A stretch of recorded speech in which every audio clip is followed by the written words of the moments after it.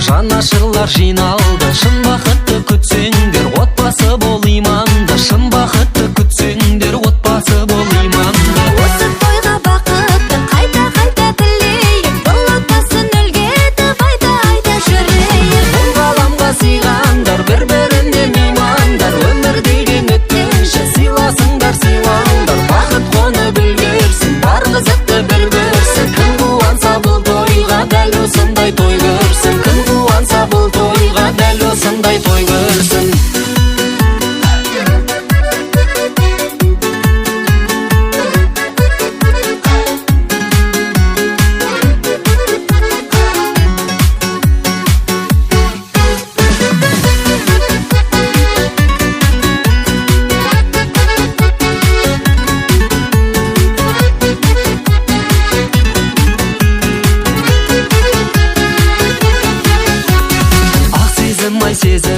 Ақ сезім ай, сезім ай, түсіп кетті есіме, ғашық болған кезім ай. Бұл ғаламға сыйғандар, бір-біріне меймандар, өмір деген өткенше сыйласыңдар, сыйлаңдар. Бақыт қонып үлгерсін, бар қызықты бір көрсін. Кім қуанса бұл тойға дәл осындай той көрсін. Кім қуанса бұл тойға дәл осындай той көрсін.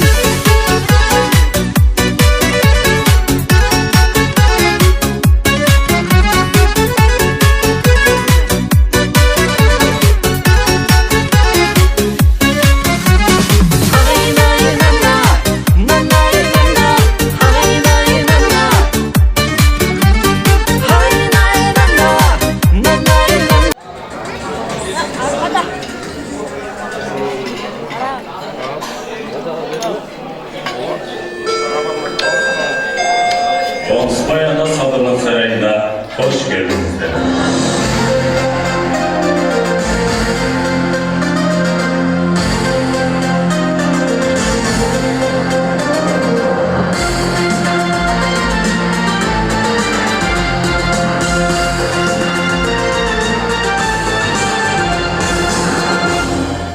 Берекеде, рахмет, Allah'ın nurcu olsun. Toy kutlu olsun diye bir kol soğuk koşuyoruz.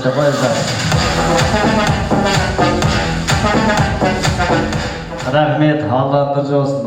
Mına kısım klassastan ben üçüncü patruşka okuyorum. Toy kutlu olsun, Allah'ın nurcu olsun. Құдай қаласа бүгін міне киелі Қазығұрт елімізде, киелі Нұх пайғамбар кемесі қалған жерімізде ұлан асыр той. Соның ішінде елдің елеулісі, халықтың қалаулысы, ел құрметіне бөленіп жүрген Әбдіғани ағамыздың қуанышына қош келіпсіздер.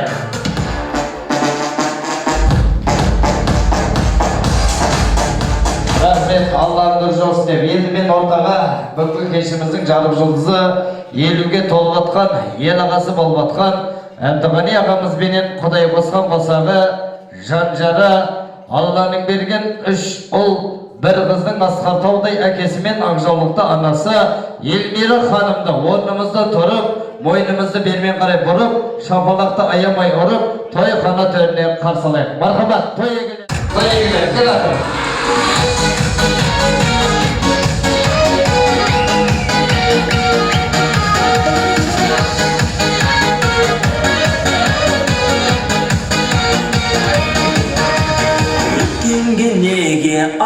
Рахмет, Allah'ın nurcu olsun. Әбдіғани көкем бізге қарағанда арайлы Алматыда жүргеннен кейін ба бізге қарағанда жас көрінеді екен, бір қол соғып қошеметтеп қойыңыздар. Әуеге той құтты болсын. елуге келу деген елге есеп беру деген. Мына елге есеп беріп отқаныңыз құтты болсын. 50 жасыңыз құтты болсын. 50-ге шынымен вообще ұқсамайды екенсіз әбеке. Жап-жас көрінесіз. 49-ға ұқсайды екенсіз. Той құтты болсын деп бір қол соғып қошеметті қойыңыздар. Бәріміз жайғасайық. Рахмет әбеке. Алланың нұры жаусын. Міне 50-ге толғаныңыз, ел ағасы болғаныңыз, 60-ға сіз толарсыз. 60-та Құдай қаласа пайғамбар жаста боларсыз. 70-ге сіз толарсыз. Қазыналыға боларсыз. 80-ден де өтерсіз, 90-дан да өтерсіз. 100-ге келген кезіңізде қаусиған қарашал боларсыз деп сол күнді көруді Алла тағалам нәсіп етсін деп бір қол соғып қошеметті қойыңыздар. Кеңесе басты болыңыздар. Сәл беріп тұрыңыздар. Енді Алматыдан келген бәлкім кішкене жатыр болады. Ал ендеше рахмет, Алланың нұры жаусын. Құдай қаласа Әбдіғани көкем 100 жасасын ағайындар.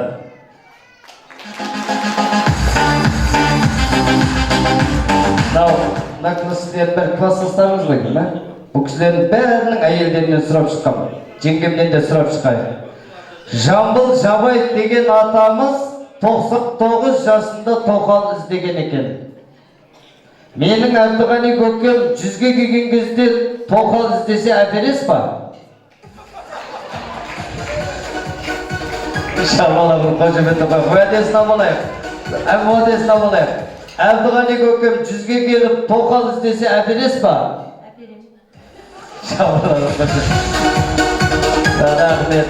Әйелдер сөйтіп айттыңыздар. Жаным, сен 100-ге келсең тоқал әперем деңіздер. Сонда біз еркектер байғұс біз алдымызға мақсат қоямыз. Мен өлмеуім керек, 100-ге жету керек, тоқал алуым керек дейміз, біз өлмейміз. Құдай қаласа Әбдіғани ағамыз 100-ге келсін. Құдай қаласа жеңешеме 1 жыл қосып берейік, 101-ге келсін деп бір қол соғып қойыңыздар. Аман болыңыздар, әбеке. Енді сізге 100 жаса, 1000 жаса демей-ақ қойын, өлгенше тірі жүріңіз көке.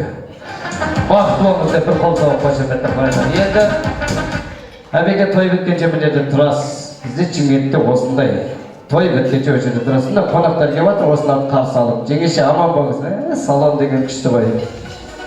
Ал ендеше тойларымыз құтты болсын. Бүгінгі міне Ерезе Қаңлы елінде ұлан асыл той. Ендеше бүгінгі кешіміздің бет-пердесін ашып беруге осы әулеттің үлкендері Сәттар Қажы атамыз бастаған Шаязалы, Жүсіп Бәлі, Әбдіс Самат, Рақыш, Әбдіманап, Жүмәлі, Самат атты барша аталарымызбен қоса барша ағайындар, қызмет көрсететін талайың бар, қиналғанда бірін-біріне қарайтындар, жасасын мәңгі ағайындар деп осындағы Әбдіғани ағамыздың аға әні бауырлары әпке осындағы әні келіндері.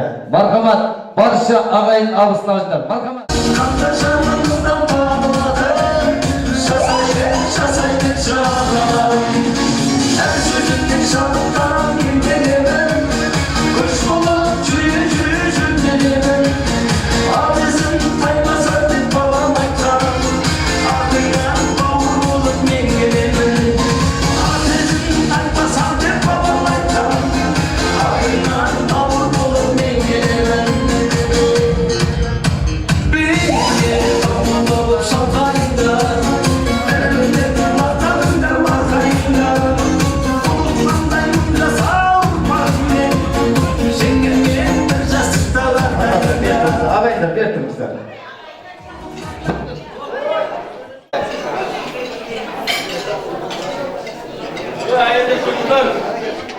Той құтты болсын, Алланың нұры жаусын, ағайындарыңызда күн осындай той болсын. Келіңіз ата.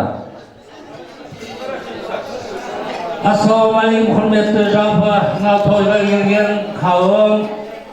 Мына біздің бүгін Қалқұлды ауданы Қақпақ елі Ерезе Қаңның баласы Әбдіғали Мірәппәлінің баласы 50 жасқа келіп сіздерді өзінің қуанышымен бірге өткізсек деп шақырып дастархан жайып құрмет жасап берген Алла мынау сыйыңа құрметіңе көп рахмет.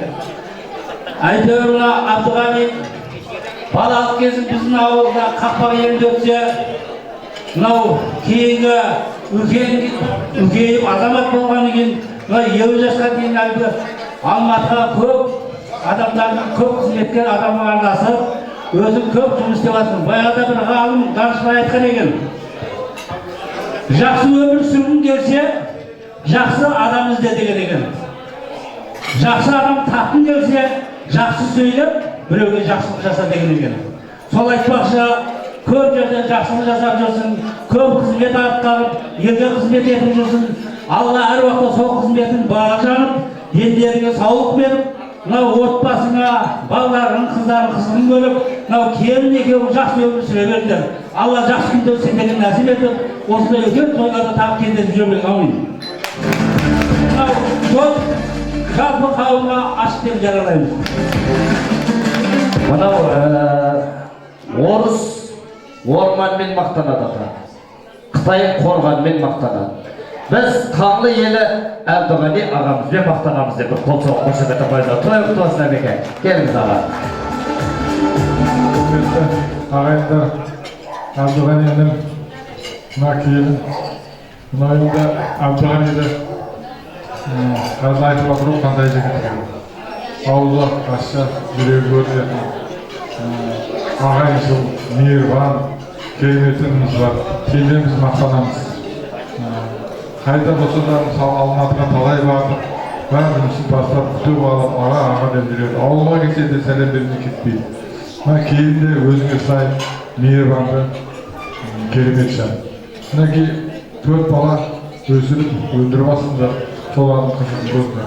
Бақытты өмір сүріңдер. Сендердің жаңа қуаныштарында ағайындар өстіп, бас қоса берейік. Рахмет. Рахмет. Әбеке чичемген, сен ағайындарың өзің тұр деді ма, қайын чичем? Ал той құтты болсын, рахмет, Алла нұр жаусын деп келесі тілекті ағамыз, аға келіңіз. Құрметті қонақтар, бүгінгі жиылып отырған себебіміз мынау Әбдіғали ініміздің мерейтойы екен. Келін екеуі жасына жас қосыла берсін. Осы бала шағасын жақсы күн көрсін. Жақында Құда қаласа келін түрейін деп отыр, ата болайын деп отыр бұл екеуі. Олардың небере тойларын көре берсін, той қыласа берсін, әрдайым жасына жас қосыла берсін. Рахмет, Алла нұр жаусын. Ер балан ағашқа тартады деген осы екен. Мен жиенім ғой бұл кісі. Тур өзім боқапты, қартайған кезім ғой ма? Құтты болсын деп бір қол соғып қошеметті қойсын. Мен қартайғанда дәл осындай боламын. Кімге? Ерекең ба? Ерекең кеңіз. Құрметті қонақтар, қош келіпсіздер. Әбдіғали жағын келін, мынау тойлар құтты болсын, 50 жас мерейтойың құтты болсын. Үлкен семья болып, ақсақал шал болып, ақжабылдықты ана болып, ебіре шөбере көріп, осы қызыңа бізде тоймай, барлық ағайындар осылай түгел басымыз қосылып жүре берейік. Әрқашан жақсылықта, қуанышты күндерінде кездесейік. Рахмет, Алла нұр жаусын. Және қаңлы елінің ең жуас көкеме бір қол соғып қошеметті қойыңыз. Келіңіз көке. Қош келдіңіздер, құрметті қонақтар. Енді мынау Әбдіғали інімізбен басқа қырын айтқым келеді. Спорт жағынан, жас кезінен бастап әуестен кейін көріп өстік. Кейін мынау Алматыда орналасқан соң да бұл жол несін үзген жоқ. Әрине сол кездерде біздің мектеп ашылғаннан кейін Қақпақ мектебінде 2 рет Айқынбаев ағамыздың құрметіне аудандық және облыстық турнир өткізген. Яғни меценат болып осы турнирдің өткізуіне үлкен атсалысып спортты көтеруге үлесін қосты. Және де мынау өз биігім деген не түсірілді, хроникалық фильм, оны да көрген шығарсыздар. Көрмегендер кейін көріп жатыр екен. Неге осы жетістіктері ары қарай жалғаса берсін. Тәрбиелеп отырған мынау қазіргі садақшы спортсмендері биік жетістіктерден көрінсін. Енді мынау қаптың аузы ашылып жатыр екен, құдалығы құтты болсын, неге баласын аяқтандырып жатыр екен. Тойға ұласа берсін әбеке, тойларына куә бола берейік. Рахмет. Сіздің әрбір биікке шыққаныңыз біздің Қазығұртымыздың мақтанышы. Дұрыс па ағайындар? Ағайындар, той құтты болсын. Әбеке биіктердің төріне берді. Енді ағайын абысын ажындардың ішінде вообще өсек айтпаған ұлты бар апа, келші. Oltuvar apamızga bir kol soğuk başemetle koydular. Oltuvar apa.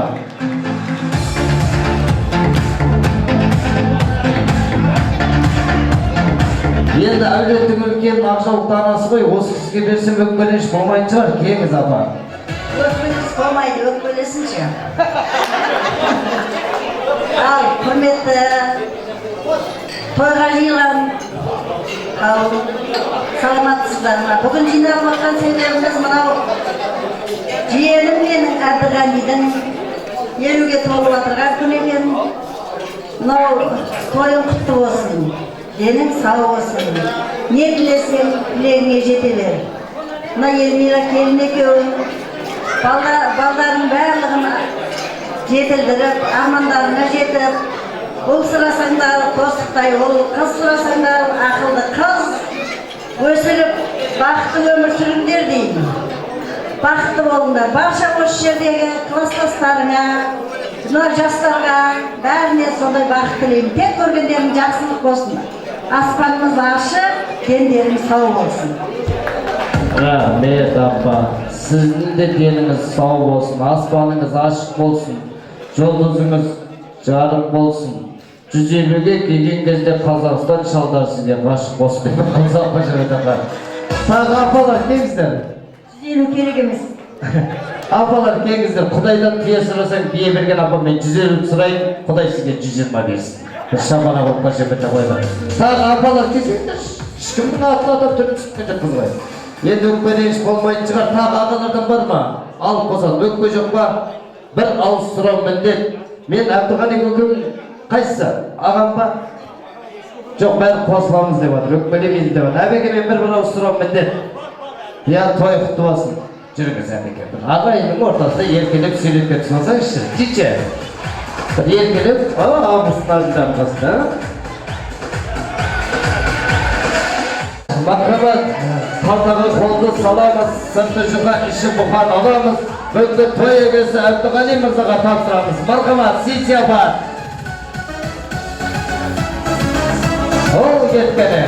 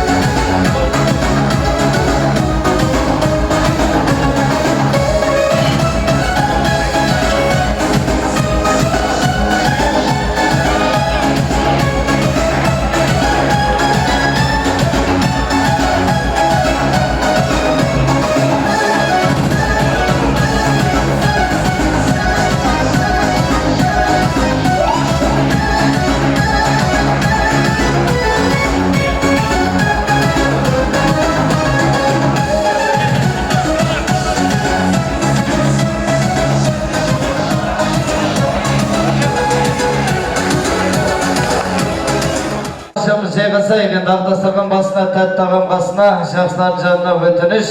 Ал ендеше мен ортаға әрмен қарай тілектің, ниеттің, сұлу сөзін кезегін бүгінгі той егесі, бүгінгі той төресі Әбдіғали ағамыздың нағашылары бар болса, бүгінгі тойдың бір ерекшелігін айтайық, ешкімнің атын атап түрін түстемейміз.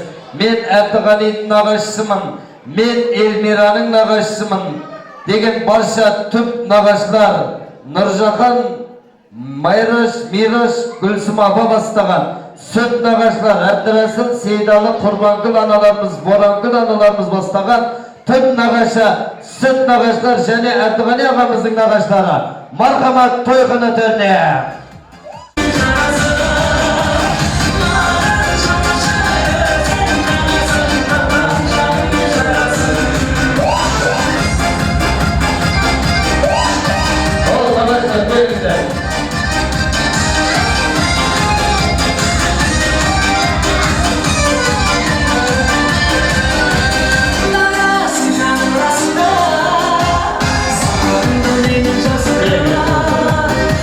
Yaşlı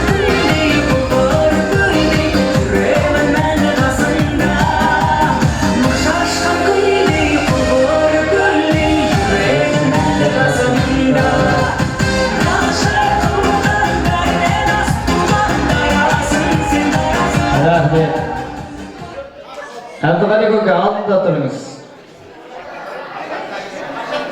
Ал ендеше кішкене назар бермен қарай бұрыңыздар. 50-ге толып атқан, ел ағасы болып атқан Әбдіғали ағамызға шапалақты бір ұрыңыздар. Әбеке тойықты басын. Мына 50-ге келген бір кісі айтқан екен. 50 жас деген ең қиын жас екен. Үйленейін десең кәрісін, өлейін десең жассың деген екен. Қиын жасқа келгеніңіз құтты болсын деп бір қол соғып қошеметті қойыз Әбеке. Енді мен Әбдіғали ағамыздың нағаштарынан бастасам, бұны сүт нағаштар өкпелемес. Әбекең нағаштары қайсы кісілер? Осы кісілерден бастайын енді. Атамыздан бастай берейін ба, аталардан? Келіңіз ата. Құрметті тойшыға oldu. Әбдіғали, Құда болса, ердің жасы 50 дейді ғой, 50 жасы болсын да болса. Тойын болсын да болса, ақчағыма келдерді тойларын ола берсін болсын. Елмері екең да болса бір жастықтан қайып, бір келінің олдың қызығын көрелерді. Тойын болсын, тойға келдері болсын. Шапалақ ұрып қошеметтегендер атамыз жасына жетсін. Енді апамыз жаным ана, алтын ана, ел жұртқа жапқан ана, ел жұрттың көңілін тапқан ана, арамызда жарқырап тұр ғой, 10 құрсақ көтерген алтын анаға бір қол соғып қошеметті қояқ. Келіңіз ана. Рахмет. Ассалаумағалейкум, шекер жиналған үлкен қауым. Әбдіғалидің туған күні екен. Туған күтті болсын. Жасына жас қосылсын, өмір жасы ұзақ болсын, қосқаннан қоса қатсын. Құдан ұлайықта қаласын, бір көзден асырасын, әрдайқа Айсынтай бабамның, қазір шешемнің, жағын әпшемнің, бірақат жездемнің ұстары қолдап қорышылап жүрсін. Енді бұдан бұлайықта қаласы жас келіндер ал, күйеулер көр, сол жас күндерінде тыншыл денсаулықтың арқасында өсіп ең тойханаларда кездесіп жүруді Алла нәсіп етсін. Шыдағым, жасы ұзақ болсын, көп жаса, рахат болсын. Рахмет апа, сіздердің жастарыңызды берсін. Енді мен тілекті, ниетті, елдің құрметіне бөленіп жүрген, ел ағасы болып жүрген ағамызға бір қол соғып қошеметтеп тілек берейік. Келіңіз аға. Кешқарыма қуанышқа келдім. Әбдіғали, елдің жасы құтты болсын, Құда қаласа. Шаңғарақта тойлар, қуаныштар болсын. Жиен қарындасым елмеректе Құда қаласа, үлкен шал кемпір болып, осындай қуанышқа бөлініп жүре берді. Құда қаласа, Шаңғарақта тойлар, қуаныштар болсын. Келіндер келе берсін, қызылата Құда қаласа, жақсылық болсын арбақта. Барлықтарыңыз осындай қуанышқа бөліне берді. Құдай қаласа, Әбекеңнің немерелері көп болсын деп бір қол соғып қошеметті қойыңыздаршы. Әбеке, немереңіз 4 жылда 8-ден 8 болсын. 4-еу мен сияқты арып, 4-еу семіз болсын. Соларға памперс тасып, аяғыңызда кигеніңіз кебіз болсын деп бір қол соғып қошеметті қойыңыздар. Апа, кеңіз. Құрметті құдалар, құдашалар, құдабалар, бауырларым, төрге шыққандары құтты болсын. Әбдіғали, қосағыма қосаға айналайын. Құда қаласа жақсы келін беркесін. Осы тобымыздан тойға қалмай Құда қаласа жүгіріп жүреді екен. Сөз болсын. Молодец. Апам күшті не деді? Өз деді, өл деді, 150-ге кел, бөл деді, бір қол соғып қошеметті қоя, тойға құтты болсын. Тағы ағалардан, ағай кеңіз. Құрметті қонақтар, мына Әбдіғалиді мен өзі 43-тен әрі аспаған шығар десем 50-ге қалған білмейді екенмін. Қаншама жыл күйе болса да. Ал енді Әбдіғали негізі ел басқарған, той басқарған азаматтарды көрінбі асаба сияқты болады. Елінде ішінде бойы ұзын болған емес. Мен тасболттарым айтып ғой, өйткені үнемі маған айтады, сен өспей қағасың деп. Конечно, халыққа қасымен жасай берсең өспейсің. Халықтың қамын ойлайсың күндіз-түні. Ал енді мына 50 жасың деген сөз елеме өтетін нәрсе. 60 жас деген айқайлап жүретін уақыт. 70 жасты жегіп тастау керек. Ол жас емес. 80-де секіріп билеу керек. 90-да тоқтамай өту керек. 100-ден 100 өтіп, дәл осы мамандықпен сағаттап жүру керек. Ол сабақтарды. Басқа ештеңе жоқ. Алайда құрметті ағайындар, мен жақсының жақсыны айтып нұртасын, жаманның жаманын айтып туғашсын деп. Абдығалидың бір азаматтарын айтайын деп тұрмын енді. Бұл мына біздің жиендер өскен уақытта балдарды үлкендерменен, адамменен қалай сөйлесу керек екенін сездіру үшін не істеген? Заңғар тауға ертіп барды. Заңғар тауға ертіп барып, балам, мына тас, мына тау қалай сөйлесің өзің біл. Қалай сөйлесің өзің біл. Баласы тұрып алып, жүрегі жоқ тас, қамыры жоқ тас. Не айтамын? Сенен не айтады маған десе, әкесі тыңдап тұр. Тыңдап жаңғырып қайтып кетті. Сөйтсе, ана баласына не деді, мына тау саған тас не деді десе, қайдан түсінбеймін. Түсінбесең, қам түстенген пенде неге айқайлайсың? Сенің 7 атаң менің баурайымда мал бағып өлмескен. Бұдан артық саған не істейін деді. Сөйтсе, баласы айтты, енді деді, тауға қарап жайлап сөйлеші деді. Тауға қарап жайлап сөйледі. Қасиетті тау, ата-бабамды көрген, 7 адамды көрген. Кешір мені. Сөйтсе, тағы сыбыр-сыбыр тауғадан сыбыз кетті. Сөйтсе, әкесі айтады дейді, не естің десе, баласына айтты. Қолымды жай, Таңыр тілеуіңді берсін, Алла алдыңнан жарқасын өлі өсе берді. Сол айтпақшы, Абдығали осында ол қыздар тәрбиелей бер, Таңыр тілеуіңді берсін, алдыңнан жарқасын той-той қыласа берсін. Әмин, рахмет аға. Бұның тамада болған ғой, байқатыстар ма, Юкбаның ау жоқ, мәсін бау жоқ, тамадан ұзыны жоқ, бәрі бәкәлтеп ағайынға. Тойық туасты бір қолсау қошынеті қойыздар.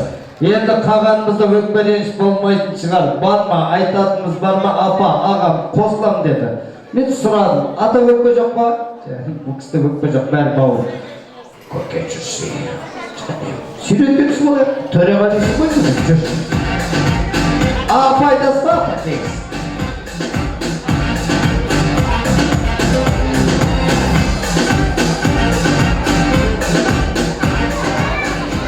Айнанайын той деп келген қайындарым, туған туысқандарым, құдаларым, Абдығали үйіне тойға келгендеріңе аяқтарына гүл бітсін, бәрің осындай той жасаңдар.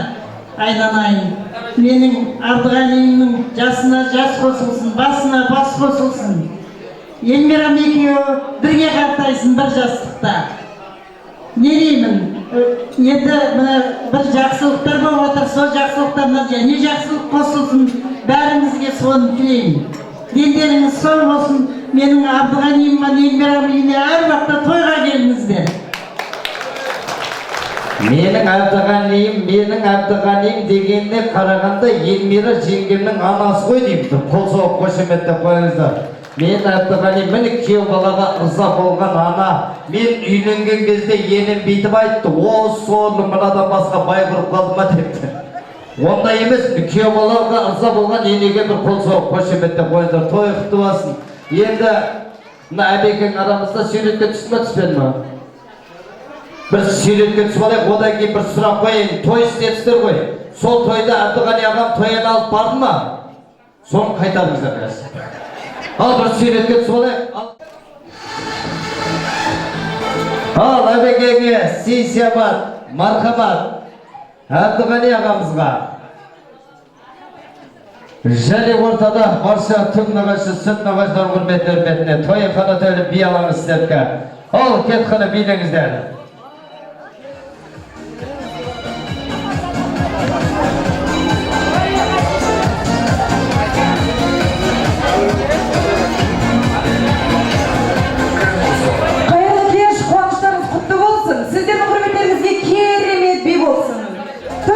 Sizler için baraban şovu, iştavı, başınızı bir yana şatarız.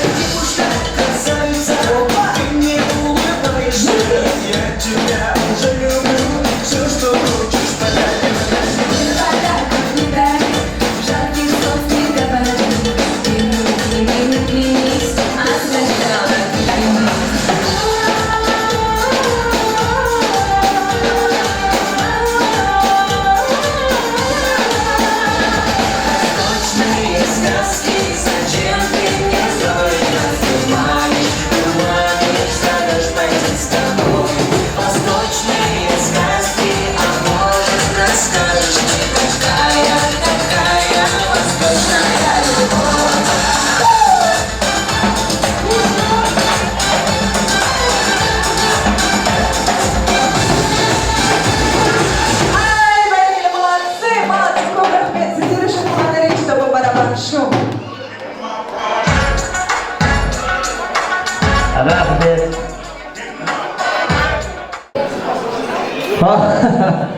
Көке алматы той ғой, алматы той. Ерте басталып жатыр. Келіңіздер, жайғасайық. Ақтастырған басына, тәттағын басына, жақсылардың жанына келіңіздер. Өтініш. Той кемшілік болмайды, сәл кемшілік болатсақ, кешіріммен қарайсыздар. Ендеше бермен қарай назарды барыңыздар. Бүгінгі той егесі Әбдіғани ағамыз жайлы бір-екі сұрақ қоямыз. Кім білет, пожалуйста, билеп келет, подарка алат кетет. Әбдіғани ағамыз міне тұр ғой. Елмира шеңгеміз екеуі қай жылы, қай айда, қай күні отау құрған. Кім білет, пожалуйста, міне. Кім білет, ортаға билеп келет, подарка алат кетет. Кім білет, мархамат, келіңіздер. Билеп келеміз.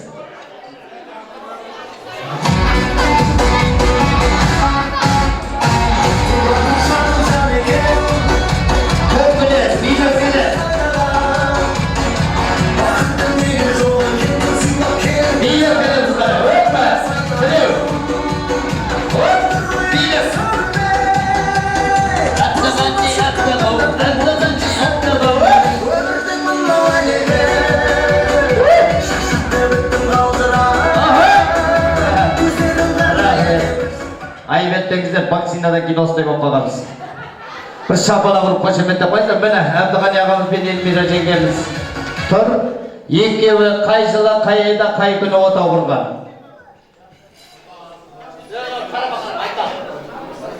93 20-шы аттан жаңғыр жауып тұрған кезде ноябрь. 3 ноябрь. 3 ноябрь дұрыс па? Сіз точно жаттап келіңізші. Та. 1993 жылы 2 ноябрь. Дұрыс па көке? Мұнан өзі білмейді ғой енді қойдым. Та. Жиже білет. Дұрыс па? Шапала құрып қошеметтеп қойыңыздар. Дұрыс маңыз. Шапала қошеметтеп қойыңыздар.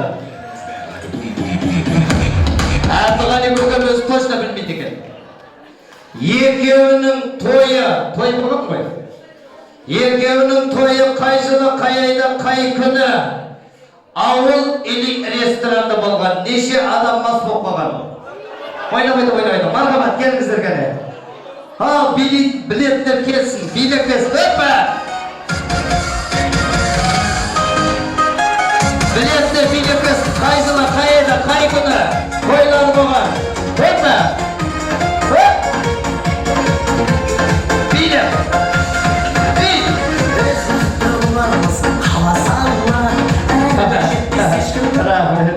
Canım sivettesin ben. Sivettesek biz ekemiz. Şapala kurup koşemette koyuzlar. Ekevinin toyu kay жылы, kay ayda, kay günü bolgan. 93 жылы 30 октябрьде болған. Дұрыс па? 29-ы жақта болды, 30-ы Әбдіғани жақта болды. Дұрыс па, дұрыс емес па? Дұрыс па? Ана кісілер дұрыс емес деп отыр ғой? Білесіздер ма? Кеңіз онда. Тоқта. Спорный болып қалады. Кім? Кеңіз. Билеп келеміз ғана, билеп.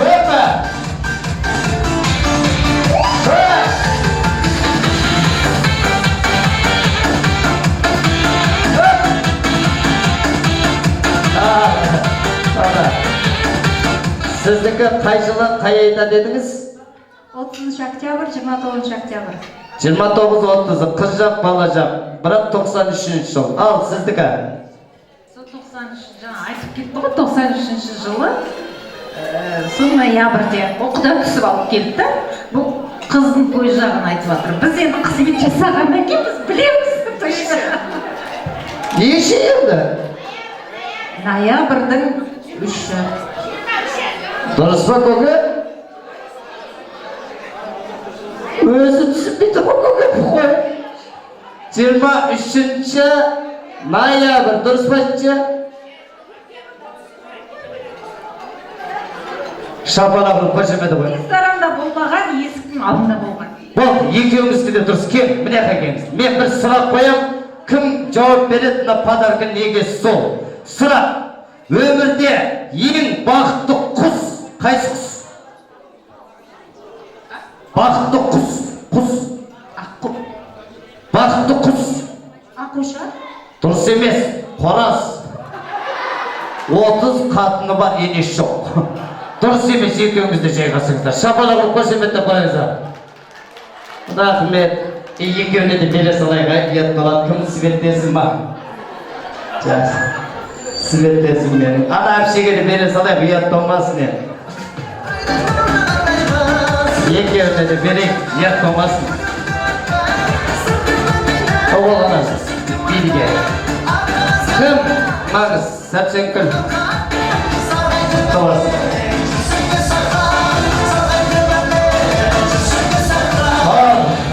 Енді ең соңғы сұрақ, назар бермей қарай біріңіздар.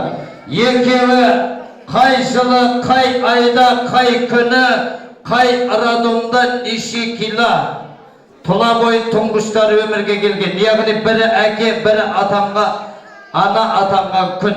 Қай жылы, қай айда, қай күні, қай радом неше кило. Мархамат, білеттер кесін.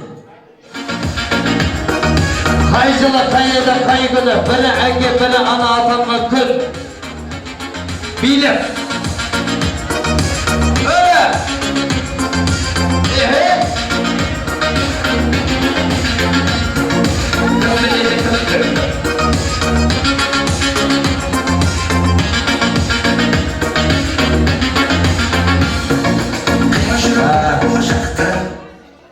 Рахмет. Көке, негізі анау тұла бойы тұңғышыңыздың қай күн екен туған күн білесіз ғой, Сіз соны білсеңіз болды бұда. Енді сұрақ, екеуінің әке, ана атанған күн, қай жылы, қай айда, қай күні, қай радом неше кило? 95 жылы 16 август бірақ Алматыда босанған бесін радомын білемін. Салмағымен килосын білмеймін дейді, қай радом екен білмеймін дейді. Ал Алматыда 95 жылы қай күні? 16 август. Дұрыс па? Кило. Шапалақ ұрып қошеметтеп қойыңыздар. 3,5 кило. 3,5 кило. Тоқта, кім қатенаш тоқта.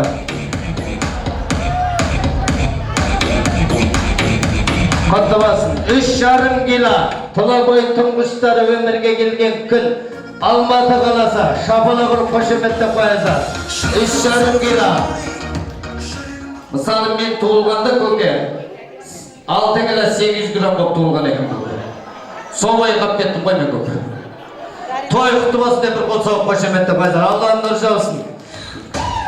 Енді менің бүгінгі әбекең той егесі әбекеңді халықтан сұрайыншы. Әбдіғали көкем қандай? Жуас па? Қазақстан Республикасы бойынша әйелін боқтамаған кім? Әбдіғали. Қазақстан Республикасы бойынша әйелін ұспаған кім? Әбдіғали. Қошемет қайда? Әбдіғали көкем өз түсіндейді. Қойып қабылдар. Рахмет әбеке, Аллахың болсын. Аман болыңыз. Қандай жуас кісі? Алматыда ең жуас осы кісі сияқты ғой, прям машалла тіл көзі тасқа. Үйде бар жоқ білмейді мына кісінің. Ал ендеше рахмет, Алланың нұры жаусын деп, енді Әбдіғали ағамыздың осындағы құдағи, құдаша, құдабалдары бар ма? Мархамат, енді бүгінгі кештің ешкімнің атын атап түрін түстемей жатырмын. Менің атым аталмай қалды, түрім түстелмей қалды деп өкпе-реніш болмасын, өтініш басымызды иіп кешірім сұраймыз. Әбдіғали ағамыз бен Эльмира жеңгеміздің құда-құдағилары, құдаша, құдабалдары. Мархамат, тойхана түріне билеп келеміз ғана. Өппе! Құдағи, құдаша, құдабала болса, мархамат. Өппе! Құда-құдағи, құдаша, құдабалдар бар ма? Жүріп кезбеген соңдары ябасың, сүйіп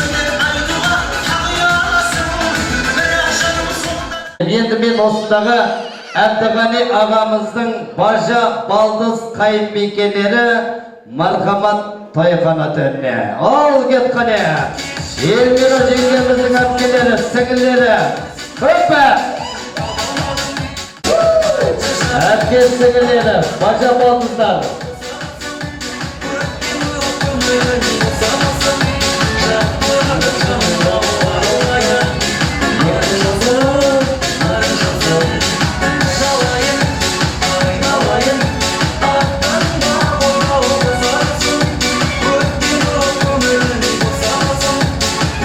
Әпке қандастарын бұдан кейін тілекке шығарам, өкпелеріңіз болмасын, бөлек-бөлек таныстырып көрсетейін дедім. Елмира жеңге аман болыңыздар. Енді міне Алланың нұры жаусын. Әпкелер, тойларыңыз құтты болсын. Тойдан тойға жетуді Алла Тағала нәсіп етсін деп. Енді мен осындағы мына кісі үлкен анамыз ұқсайды. Осы кісіден бастасам өкпелер еш болмайтын шығар. Келіңіз ана. Құрметті қонақтар, міне осы жерде бүгін Әбдіғанидың 50 жылдық тойына бәріміз бас қосып отырған екенбіз. Айналайын Әбдіғани, Елмира, мына жігітіңнің 50 жасқа толған құтты болсын, дендерің сау болсын, өмір жастарың ұзақ болсын, алдарыңа қойған мақсаттарыңа, армандарыңа жете беріңдер. Мына өсіріп отырған бұл қыздарың рахатын, жақсылығын көріңдер. Құда қаласа мына тойларың Алла шүкір ғой енді. Той болғалы тұр екен. Енді үлкен тойлар болсын, бәріміз бас болсын. Тұтамда үлкен зәулім тойларда кездесе берейік. Айналайын бақытты болыңдар. Жасыңа жас қосылсын. Алланың берген жасын жаса. Кеше мына күйеу баламыздың туылған күні құтты болсын. Менің бауырым көрмеген бәрін жақсылықты сіз көріңіз. Осы күйеу баламен Елмираге өмір бойы қартайып бір жасында бас қойып өмір сүрсін, өсіріп отырған немерелеріңіздің рахатын, жақсылығын, тойларын көріңіз. Сізге де бақыт тілеймін. Алда тек қана жақсылық көріңіз. Барлықтарыңызға той құтты болсын, көргендеріңіз той болсын, заманыңыздың халқыңыз аман болсын, дендеріңіз сау болсын. Кіші апамыз, молодец. Екеуің осымен түсінбейді, екеуің бір жаста қартайыңдар дейді, сонда басқа жастық жоқ ба? Екеуің бір жаста қартайсың апая, шапалақ ұрып қошеметтеп қойыңдар, той құтты болсын. Елмира жеңге вообще жас көрінеді, машалла. Қарсы аппақ қой. Көке Алматыға барамыз, маған үшін ағамыз өзі той құтты болсын. Алла нұр жаусын. Ағамыздан бұрайын ба? Әпкемізден ағама, кеңіз аға.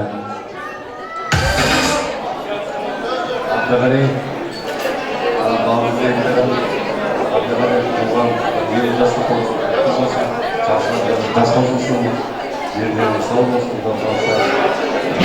алдағы жақсылықты, ерлеріңіздің қуаныш көріңіздер. Рахмет аға, қандай келіскен жігіт, Қазығұрт ауданымыздың айнасы болған жігіт. Бір қол соғып қошеметтеп қойыңыздар. Қыздың сұлуы бұрынды келеді. Жігіттің сұлуын бұрынды келеді деп қыр бұрынды ағамызға бір қол соғып қошеметтеп қойыңыздар. Әпкеміз ғой дейін енді, жасымен жолымен кеп атып, әпке айтыңызшы.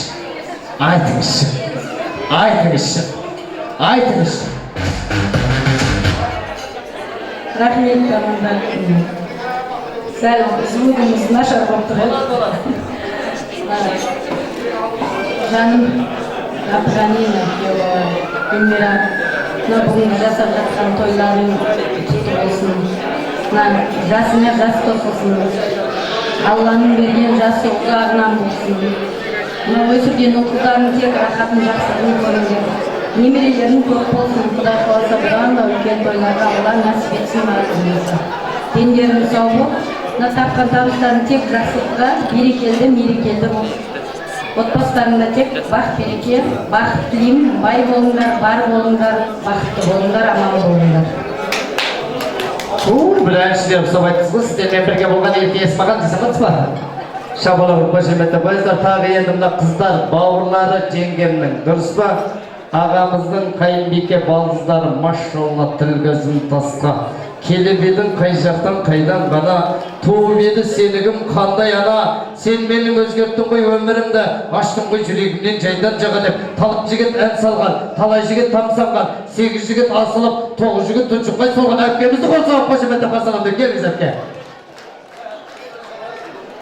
Кеш жарық құрметті көшіп қауым, Абдығайым жезде, туған күніңіз құтты болсын, 50 жасыңыз, отбасыңызда тек қана жақсылық болсын, деніңіз сау болсын. Ең жақсы көретін жерден мен деп ба? Бізде деніңіз сау болсын. Үйіңізде тек жақсылық болсын. Бақытты болыңыздар. Молодец. Екеумізге ойнаймыз деп естістім.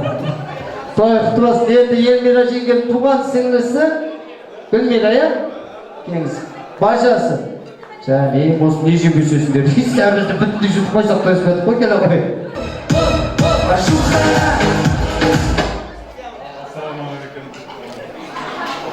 Туғаным құтты болсын. Өмірдасың бақ болсын. Шыңдардың көзе берін. Үлкендердің жолы сізге берсін, сіздің жолды бізге берсін. Рахмет. Гүлмира, кеңіз.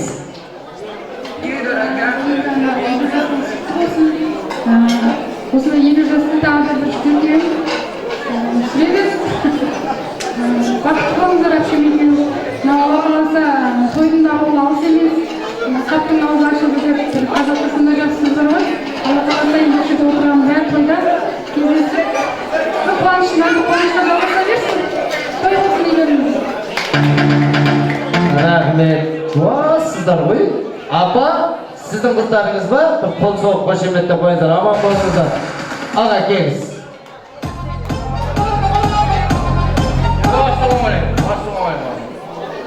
Ассалаумағалейкум. Той болсын. Бажеке, той құтты болсын. 50 жылға толғаны құтты болсын. Мен бауырсымен егін бақытты болыңдар. Баяғы кішкентай бажа едім, енді үлкен бажа болып тұрсын.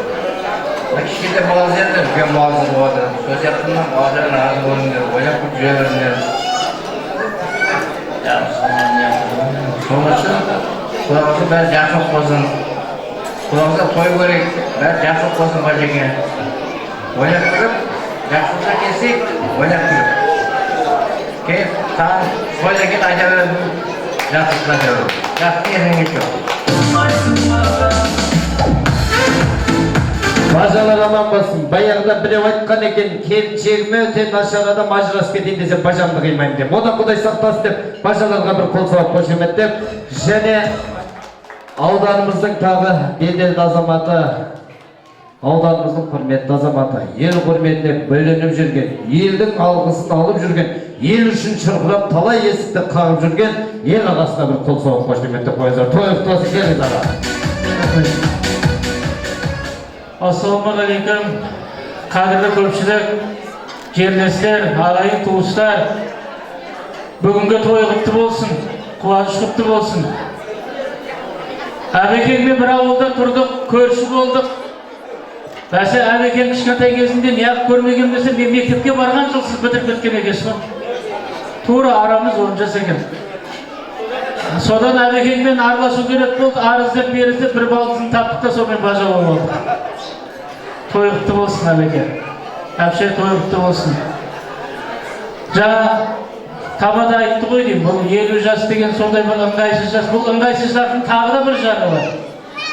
Бұл 50 жасқа толып бұл қариялардың қасына барсаңыз, шайға жұмсай жібереді. Өйткені ең жассыз боласыздар. Жастардың арасына барып қосылсаңыз, мұны қария болып, неғып біздің арамызда жүріп, жүр ыңғайсыз жаста бұл 50 жас деген. Я қарияларға қосылып шапан кие алмайсыз, я жастарға қосылып жүгіріп жүре алмайсыз. Алла тағалам сізге қазыналы қарттық нәсіп етсін әбеке. Құдай қаласа, жаңа жақсы жақтарыңыздың барлығын айтып өтті ғой. Сіз тек қана ауыл үшін емес, аудан ғана облыс емес, сіз мемлекеттің туын желбіретіп жүрген адамсыз. Сіз Паралимпиаданың талайына Қазақстанның киімін шырқатып жүрген адамсыз. Қазақстан Республикасының туы екі ақ жағдайда көтеріледі. Бірі президент барған уақытта көтеріледі, екіншісі чемпион болған уақытта ғана көтеріледі. Міне елбасымен қатар, президентпен қатар Қазақстанның туын желбіретіп жүрген азаматтардың бірі өзіңізсіз әбеке. Өзіңізден кейін қанша шәкірт тәрбиелеп келе жатырсыз. Соларда еткен еңбегіңіздің жемісін көре беріңіз. Жаңада айтылып отыр, жақсы хабар естіп жатырмыз, Құдай қаласа. Артынан ере берсін, Құдай қаласа, келіндер келе берсін. Жәнібектің өзі атам қазақ айтады ғой, бір бала жете туады, бір бала әкеден өте туады дейді. Міне Жәнібек сол әбекеннен өте туған балалардың бірі болды ғой деймін. Қазақстан Республикасының Түркиядағы елшілігінде консулдық қызметті жасап, абыроймен міне енді өзінің жиған тәжірибесін Қазақстан Республикасы іштарында ұстап, ондай маман өзімізге керекті қайттан обратно алдыртып отыр Қазақстанға, сыртқы істер министрлігіне алдыртып отыр. Құдай қаласа, сондай бір ұлды тәрбиелеген, сондай бір перзентке тәлім тәрбие берген сіздей азаматтың барына тәубе дейміз, шүкір дейміз. Сондай ұлды дүниеге әкеліп, әкенің соңынан еретіндей, жетекке жүретіндей баланы дүниеге келтірген Елмира әпшемді алтын құрсақтан абай деп ойлаймын. Құдай қаласа, сол сіздердің балдарыңыздың жеткен жетістігі біздің перзенттерімізге жұғысты болсын деп тілеймін. Осы күнге дейін абырой жинадыңыздар, бедел жинадыңыздар.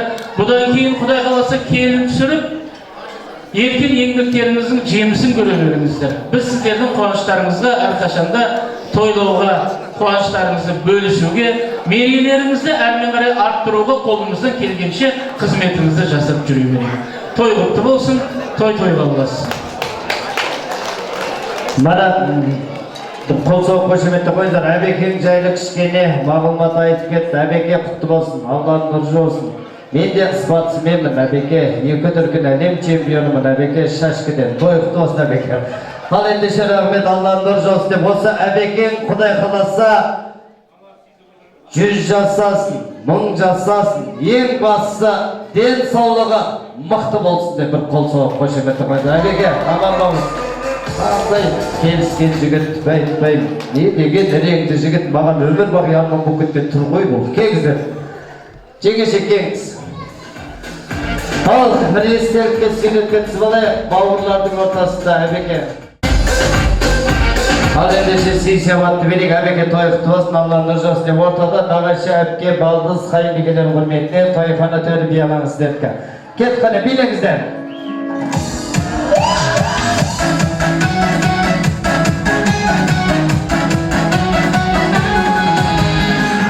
Senin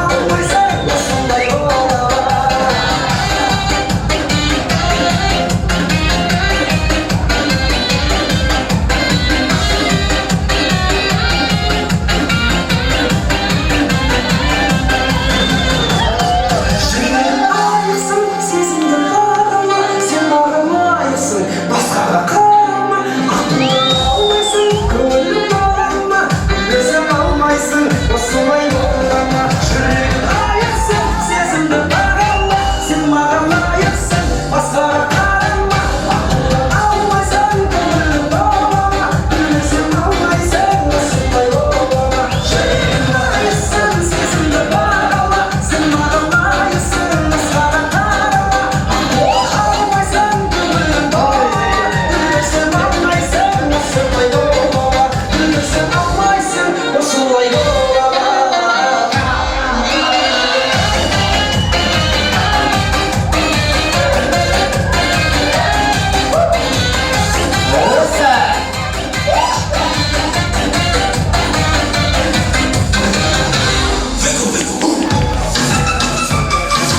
Ай, молодец. Той қонақтарына жайған дастарханы. Мархамат, үлкен ас, кет қане.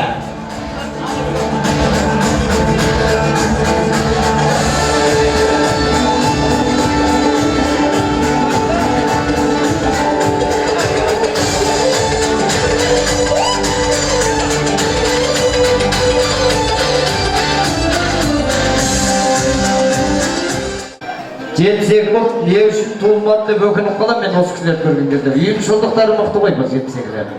Ал ендеше мархамат келіңіздер жетсекілер, Ақтастырған басына келіңіздер. Енді баршамыз жайғасайық. Ақтастырған басы, тәртіптаған қасы. Бәріміз назарды бермен қарай бұрыңыздар. Енді мына тамақтың астында ешкімді сөз беріп, ешкімді мазаламай қойайын. Енді бүгін генеральный спонсор Әбдіғали. Бүгін түрлі ойындар болады. Енді назарды бермен қарай бұрыңыздар. Мына Қазығұрттың тұрғындары біледі. Ең бірінші қазір бір ойын ойнаймыз. Ол ойынның аты кино деп аталады. Ойнап жүргенсіздер, білесіздер. Киноның музыкасынан қандай кино екен білетіндерге, пожалуйста, билеп келесіздер, подарка аласыздар, кетесіздер. Ал ендеше назарды бермен қарай бұрайық. Кішкене ғана 3 сағат уақыт ағайындар. Мынау орыс келіп елімізді алып, Қытай келіп жерімізді алып, Америка келіп мұнайды алып, неміс келіп темірді алып, алынбаған ағайындар, неміз қалып, алынбаған жалғыз тойымыз қалып.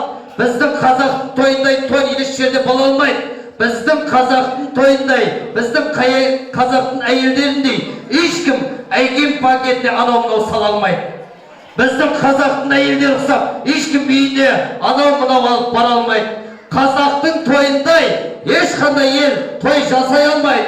Қазақтың той бітпесіне бір қол соғып қошеметтеп қояңызшы. Ал енді бірінші киноның музыкасынан қоямыз. Кім билет, қол көтеріп, билеп келет, подарка алады кетеді. Ал назар бермен қарай бұрыңыздар. Бірінші кино.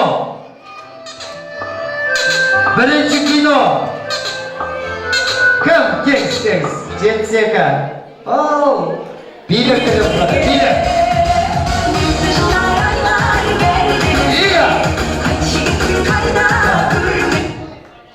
Қандай кино?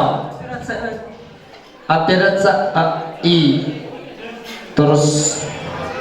Шапала ұрып қошеметтеп қойды. Операция И.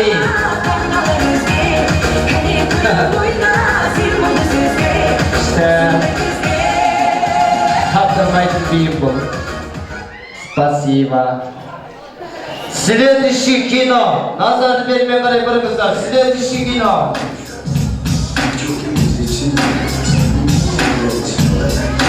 Қандай кино? Кім білет, билеп келет, пожалуйста. Күшті сыйлықтар. Қандай кино? Кім білет?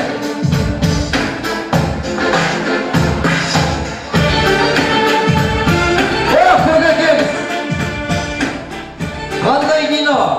Билеп келеміз көке. Жібер.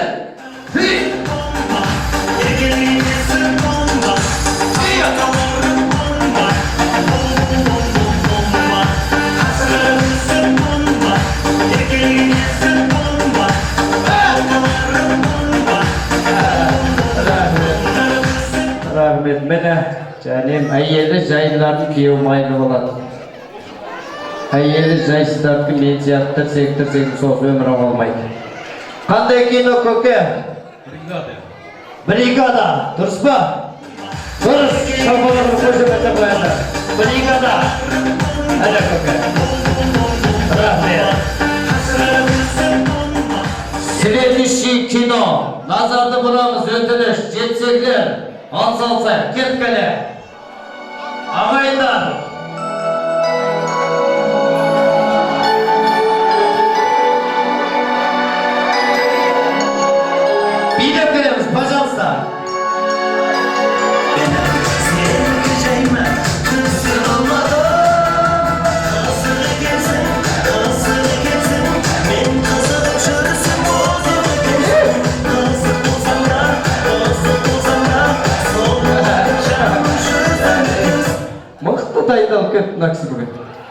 Үшінші мәрте шығып жатыр. Шапалақ ұрып қошеметтер. Міне үйсіп ат салсайық.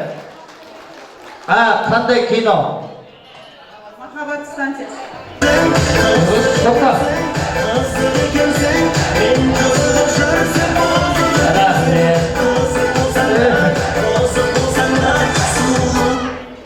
Кімнің 21 мыңдықтары кезінде ақшасын алсыздар ғой. Бар. Енді следующий кино. Назарды бермен қарай бірайым. Yüzüne bakamaz ağlar durur. Sen uyurken yalnız olamaz. Deriz kim? Gel.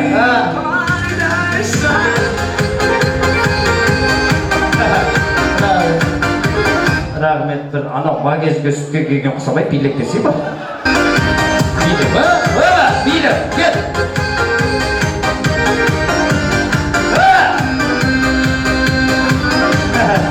Bar sola gel koyuyorsun. Al şapalağı poşemete koyalım. Kanday kino? Deniz. Kız mı? Sıra. Rahmet. Deniz'дің enесinin adı kim? Deniz деген кино көрдік қой, ya?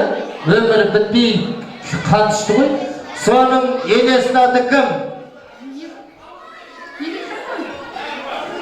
Şapalağı poşemete koyыңыздар. Oğaz enesi. Rahmet. Жастар жөніңіз, оның енесі Сумитра Макс. Ал, следующий кино. Индия. Билем.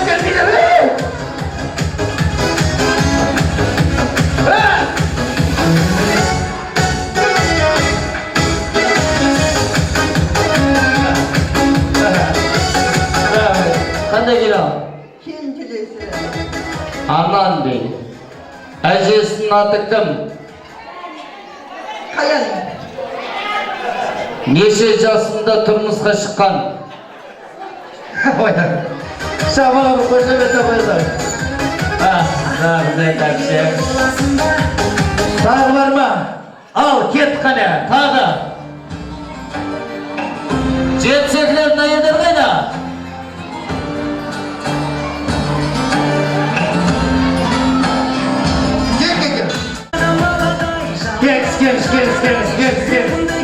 Genç, öpme, başarısı.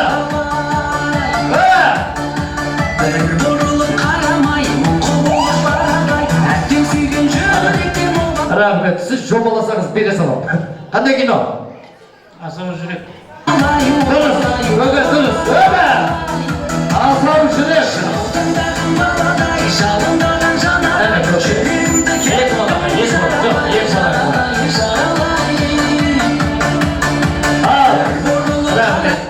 Енді теңгесі жоқ, өте бағалы сыйлық, ең соңғы кино. Ал, назар бермен біріміздар.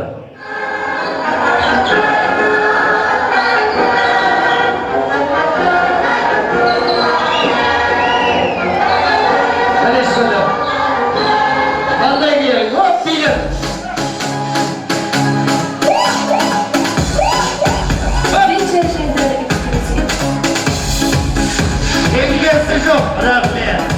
Теңгесі жоқ, рахмет, сыйлық.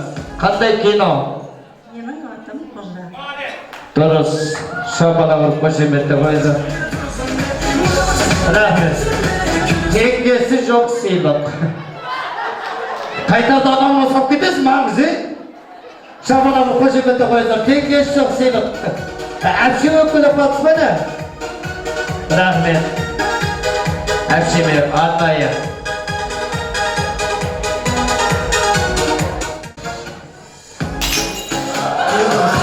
Бuyurmadı.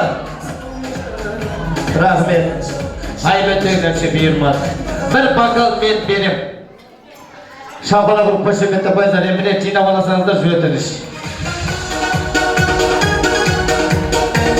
Hal endişe, rahmet Allah'ın nurcu olsun. Енді той құтты болсын, енді ырысты болсын, жұмысты болсын. Ең бастысы денсаулықтарыңыз мықты болсын. Әбеке, айбеттеңіз жинше Енді бағалы сыйлықтарымыз құртықпайды, мен айып етпеңіздер. Ал ендеше бүйтейік, менің көкем менен жеңгемнің өтініші болған 7 би ұйымдастыршы деген.